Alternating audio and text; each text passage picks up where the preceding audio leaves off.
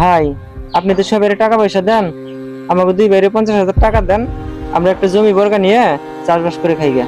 তবু 2 ভাইয়ের টাকা দিমু, তবু 2 ভাইয়ের কি দিয়ে টাকা দিমু? তবু কি আছে? ভাই, আমরা তো এলাকারই, আর আপনি তো আমাকে ভালো মতো হয়েছি। আমরা তো আর টাকা পয়সা নিয়ে কোনো জায়গায় চলে যেতেছি।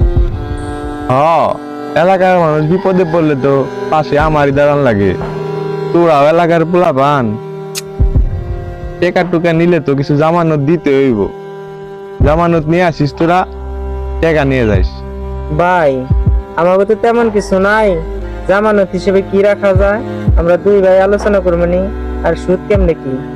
আমার কাছ থেকে যদি টাকা নেও, তাহলে মাসে 50,000 5,000 টাকা করে সুদ দিতে হইব। আর যদি সুদ না দিতে পারো, তাহলে চক্রবৃদ্ধি সুদ বাড়বো। এটা মাথায় রেখে টাকাটা নিও। আচ্ছা ভাই, আমরা দুইজন আলোচনা করে আমরা আবার আপনার কাছে আসবো না। আইসে তোমাকে যখন মন চায় আইসো, আসার সময় সাথে করে জামানতটা নিয়ে আইসো। আচ্ছা ভাই, তাহলে আসি আজকে। আসসালামু আলাইকুম।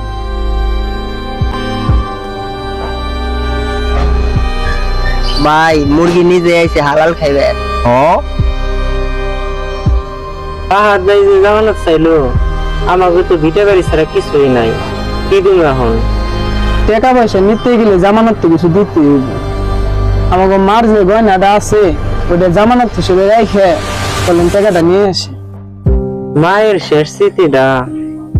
তাছাড়া তো আমাকে কোনো উপায় নাই, আর আমরা তো এটা বেঁচে ফেলাইতেছি না, আবার তো ঘুরাই নিয়ে আসুন।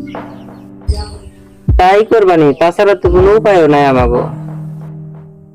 ভাই, এই ধরেন আমাকে শেষ সম্বল, আমাকে মায়ের সিন, এই সিনটা রাইখে আমাকে 50,000 টাকা দেন।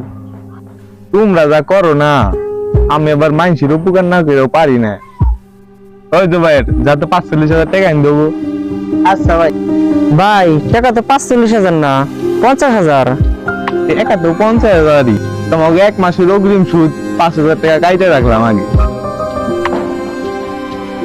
তাইলে জুবাইয়ের সাথে যায়, তোমরা টাকাটা নিয়ে যাও গা। আসেন তাহলে টাকা নিয়ে যান। ভাই, তাহলে একটু জিরে এলন। হ্যাঁ, হয়ে গেছে ভাই। আচ্ছা, কাজ রাখো, আমার সাথে কথা আছে। কাকা, কি কথা কইবেন বলেন? তোমরা যে জমি বর্গা নিলে, টাকাটুকু দেওয়ার কথা দিলে না।